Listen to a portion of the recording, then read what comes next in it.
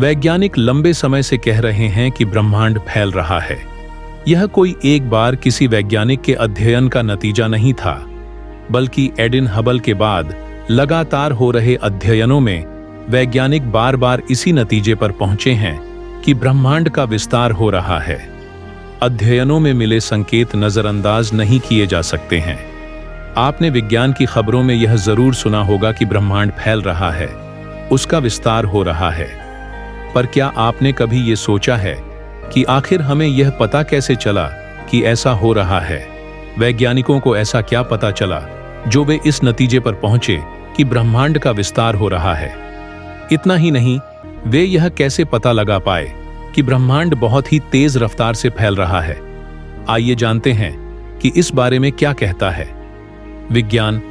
ब्रह्मांड के विस्तार को सीधे देखकर समझना लगभग नामुमकिन है, क्योंकि देखने में तो हमें केवल यही समझ में आता है कि ब्रह्मांड के पिंड किसी न किसी का चक्कर लगा रहे हैं।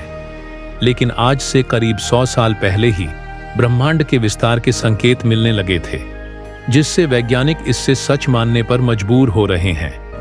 और तो और अब वे इसके विस्तार की रफ्तार और कारणों की भी गहन पड़ताल कर रहे हैं।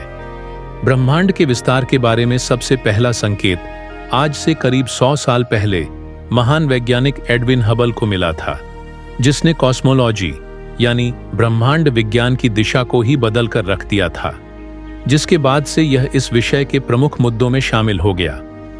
हबल की खोज रेड शिफ्ट की अवधारणा पर आधारित थी, जिसके मुताबिक जब कोई भी चीज हमसे दूर जाती है तो उससे आने वाली तरंग के गुण बदल जाते हैं।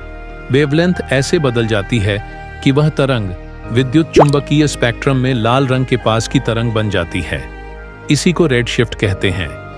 यह बिल्कुल वैसे ही है जैसे यदि कोई लगातार सायरन बजाने वाली गाड़ी हमारे पास से गुजर के दूर जाती है तो दूर होते होते उसकी आवाज के गुण बदल जाते हैं। देखा गया कि तरंग का लाल रंग की ओर खिसकना वस्तु की दूरी और दूर होने की गति से सीधा संबंध है।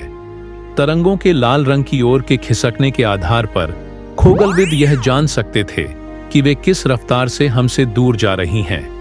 हबल ने माउंट विल्सन वेधशाला के शक्तिशाली टेलीस्कोप की मदद से गैलेक्सी की दूरी और पीछे जाने की गति के बीच सीधा संबंध निकाला और पाया कि गैलेक्सी न केवल दूर जा रही है, बल्कि ज्यादा दूर की गैलेक्सी ज्यादा तेजी से दूर जा रही है।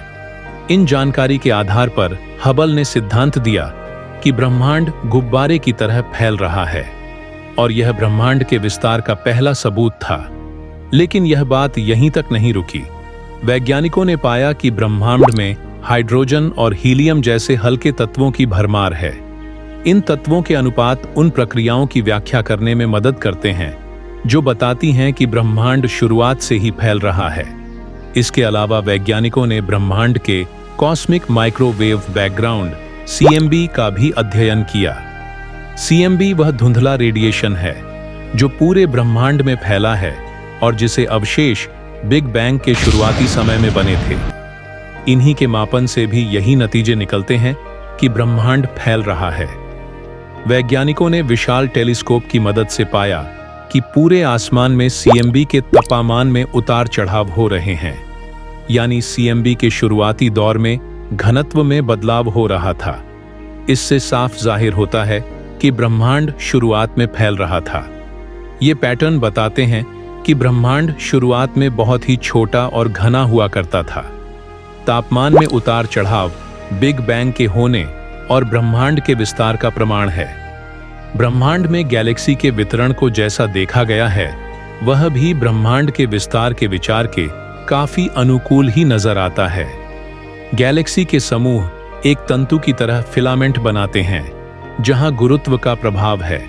बाकी इलाकों के पदार्थों में विस्तार का साफ असर दिखता है।